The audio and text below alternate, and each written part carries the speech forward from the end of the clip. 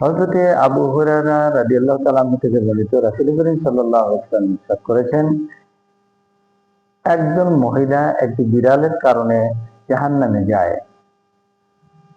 মহিলা বিড়ালটিকে ঘরের মধ্যে বেঁধে রেখেছে, বিড়ালটিকে খাদ্য দেয়নি, বিড়ালটিকে পানিও দেয়নি, এমনকি আল্লাহর জমিনের ঘাস লতাপাতা কীটপতঙ্গ খেয়ে যে বেঁচে থাকবে সেজন্য তাকে ছেড়েও দেয়নি, ফলে সে মারা গিয়েছে। রাসূল করিম সাল্লাল্লাহু আলাইহি ওয়াসাল্লাম তিনি বিড়ালকে ভালোবাসতেন। বিড়ালকে ভালোবাসার সুন্নত। বিড়াল একটি অবলা প্রাণী, বিড়াল একটি পবিত্র প্রাণী।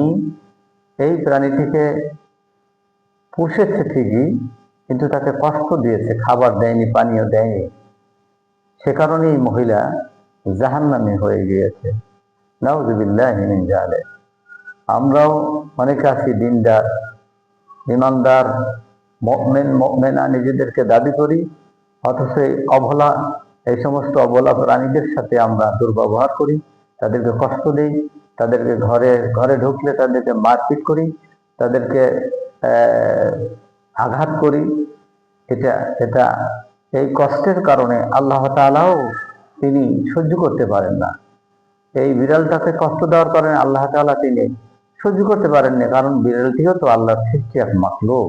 কাজেই তার সাথে ভালো ব্যবহার করতে হবে, তারও অধিকার রয়েছে, তার হক রয়েছে, তার হক তাকে যে পুষবে তাকে অবশ্যই আদায় করতে হবে। এই জন্য বিড়ালকে কখনো কষ্ট দেওয়া যাবে না। বিড়ালকে সাধ্যমতো ভালোবাসতে পারলে হয়তো আমি নামাজ রোজা ইবাদত বন্দেগী যাই কিছু করছি, এটা একটা বিড়ালকে ভালোবাসার কারণে বাকিটুকু আল্লাহ পূর্ণ করে দিয়ে জান্নাত দিয়ে দিতে পারেন।